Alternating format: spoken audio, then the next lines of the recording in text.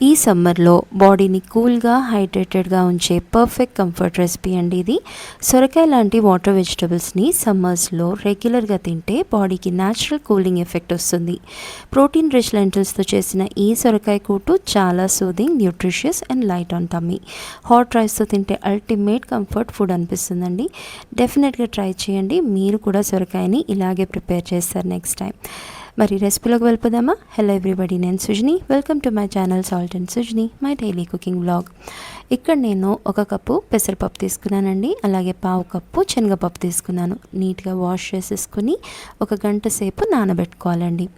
ఇప్పుడు నానిన పప్పుల్ని మనము కుక్కర్లోకి షిఫ్ట్ చేసుకుందామండి. దీనికి తగినట్టు ఒక 2 కప్పులు నీళ్లు వేసుకోవాలి.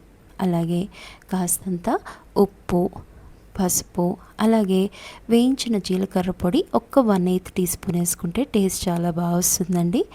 కాస్తంత నూనె, ఇంకా ఒక మీడియం సైజ్ టమాటాని నేను రఫ్గా చాప్ చేసి వేసుకున్నాను. అలాగే ఈ రెసిపీకి చాలా చాలా ఇంపార్టెంటు ఈ సాంబార్ ఆనియన్ అండి, చిట్టుల్లిపాయలు. అవి ఒక 6, ఒక 4 వెల్లుల్లి రెబ్బలు, అలాగే ఒక చిన్న లేత సొరకాయ అండి. ఇది మీడియం సైజ్ ముక్కలుగా కట్ చేసి వేసుకుంటున్నాను. మీకు ఇష్టమైన షేప్లో కట్ చేసుకోవచ్చు, కాకపోతే కొంచెం పెద్దగా ఉంచుకోండి ముక్కలు. లేకపోతే పప్పు ఉడికిన తర్వాత అవి అసలు గుజ్జు గుజ్జు అయిపోయి మనకి పప్పులు ఎక్కడ కనిపించకుండా అయిపోతుంది. సో ఇది ఇప్పుడు స్టవ్ మీదకి పెట్టుకొని ఒక 3 విజిల్స్ హై ఫ్లేమ్లో ఉడికించుకుంటే మనకి పప్పు ఇంకా సొరకాయ చక్కగా ఉడికిపోతుందండి. ఇప్పుడు ఒక కూటు మసాలా తయారు చేసుకుందాము. ఒక 1/2 కప్ అంత పచ్చి కొబ్బరి, అలాగే ఈ సాంబార్ ఆనియన్ ఒక 5, ఒక 3 ఎండుమిరపకాయలు, అలాగే కాస్త జీలకర్ర, ఇంకా 1 టేబుల్ స్పూన్ అంత ధనియాలు. ఇవన్నీ కూడా తగినంత వాటర్ తోటి చక్కగా మెత్తటి పేస్ట్ లాగా గ్రైండ్ చేసుకోవాలండి. ఇప్పుడు కడాయిలోకి కాస్త నూనె తీసుకుందాం. దాంట్లోకి బేసిక్ తాలింపు ఇంగ్రీడియంట్స్ అండి: ఆవాలు, జీలకర్ర, ఎండుమిర్చి, కరివేపాకు, 1 పచ్చిమిర్చి, కాస్త ఇంగువ. ఇవన్నీ కూడా చక్కగా వేగిన తర్వాత ఈ సాంబార్ ఆనియన్ ఏదైతే ఉందో దాన్ని నేను స్లైసెస్ కింద కట్ చేసి వేసుకున్నానండి. ఇవి ఒక 10 ఉన్నాయి.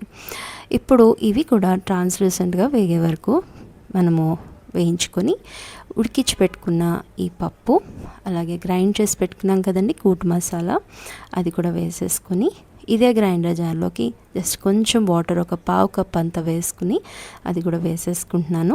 అలాగే తగినంత ఉప్పు వేసి ఇవన్నీ కూడా ఒకసారి బాగా కలుపుకోవాలండి. ఈ పప్పు అనేది కాస్త చిక్కగా ఉంటేనే బాగుంటుంది, మరి పల్చగా చేయకండి. సో ఈ మాత్రం కన్సిస్టెన్సీ ఉంటే సరిపోతుంది. మూత పెట్టుకొని 10 నిమిషాలు ఉడికించుకోవాలండి. అంతే, మనకి ఈ కూట్ అనేది రెడీ అయిపోతుంది. ఫైనల్గా సన్నగా తరిగిన కొత్తిమీరతోటి గార్నిష్ చేసుకోవడమేనండి. చూశారు కదా ఎంత ఈజీ అండ్ క్విక్గా ప్రిపేర్ చేసుకోవచ్చు ఈ recipe. Hydrating, nutritious and very comforting. Summer హీట్లో బాడీని కూల్గా మెయింటైన్ చేయడానికి ఇలాంటి రెసిపీస్ మస్ట్ ట్రై. సింపుల్ ఇంగ్రీడియంట్స్తో సూపర్ టేస్టీగా ఉంటుందండి. Do try for sure, you'll absolutely love it. Recipe నచ్చితే please like, share and subscribe for sure. మరో ఇంట్రెస్టింగ్ రెసిపీతో కలుద్దామండి. Thank you for watching.